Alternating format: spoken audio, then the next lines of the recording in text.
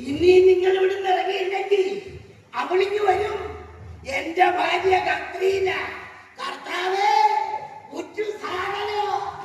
എന്നിട്ട് ഇവിടെ പൊറുപ്പും തുടങ്ങും. അപ്പൊ ഇവിടെ ഇരുന്ന് എനിക്ക് ഇച്ചിരി ചൂടുവെള്ളം വേണമെങ്കിൽ ഞാൻ കത്രീനായെ വിളിക്കണ്ടായോ? അല്ലാതെ വേരിയേ എന്ന് വിളിച്ചാ നമുക്ക് ചവിട്ടടിക്കത്തില്ലയോ? അതിന്റെ ഒരു റേറ്റിലേക്ക് കൂട്ടിക്കൊണ്ടാ മതി. എന്റെ കണ്ണു പൊട്ടി സുന്ദരി പെണ്ണേ.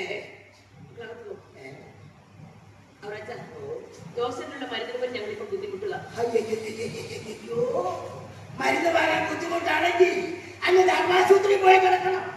അവിടെ ആവുമ്പോ മരുന്ന് ഫ്രീ ആയിട്ട് കിട്ടും. പോരാത്തതിന് ചില സംഘടനകളുടെ ഒച്ച കൊണ്ടും കുറി.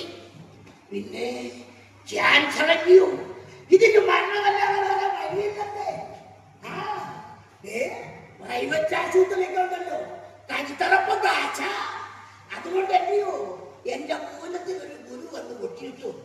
അങ്ങനെ നാട്ടുമരുന്നും കഴിച്ച് ഞാൻ ഈ തലകളിൽ കുടിക്കാൻ നടക്കുന്ന. അയ്യോ, പറ എന്നാ ഇവിടുന്ന് ഇറങ്ങുന്നേ? അത് എന്നാ ഞാൻ ചോദിച്ചത്. നിങ്ങൾ ഇവിടുന്ന് ഇറങ്ങിയ ആ നിമിഷം ഞാൻ ഇത് ബംഗാളിക്ക് വാടകയ്ക്ക് കൊടുക്കും. അവന്മാർക്ക് ഇത് ബംഗ്ലാവാ. ഒരു 10 രൂപത്തിന് ആ വന്നിന് മാസം 2000 രൂപ വെച്ച് ഞാൻ ഇനി കേട്ട് താമസിപ്പിക്കും. ലാഭമല്ലയോ? അവന്മാര് കൃത്യമായ വാടക തന്ന് വല്ല ഉരുളങ്കിഴങ്ങ് കറി വെച്ച് വളി കൊണ്ടു. അതിലൊന്നും ആവശ്യം വരുന്നില്ല. വളി വേണ്ടെന്ന് അമ്മയോട് പറയുന്നത്. വാടകക്കാശ് ഞാൻ തരും, പലിശ ഉൾപ്പെടെ തരും. നീ എനിക്ക് പലിശ തരണ്ട, മുതല് മാത്രം തന്നാ മതി.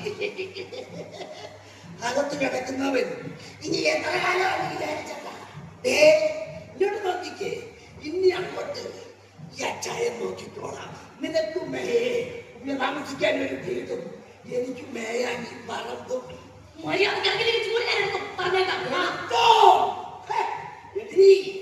എടുക്കുമ്പോ അടുക്കളയിൽ വായിക്കുള്ള പാത്രങ്ങളും കിടത്താപ്പുകളും കൂടി എടുത്തോ, എന്നിട്ട് അറിയിക്കോ.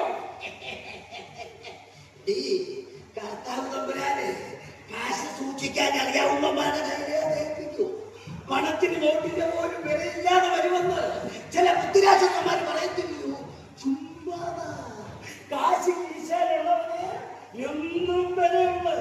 അപ്പൊ എന്തിനും വില പറയും, എന്തിനും. ഓ, നാട്ടുകാരിന് പ്രവർത്തിച്ചു തുടങ്ങിയ നെയ്ക്കൊച്ചേ പഴയ സ്ഥലത്തേക്കാണല്ലോ. തിരിച്ചു വരുമ്പോഴത്തേക്ക് തീരുമാനം പറയണം. പറയാനൊന്നും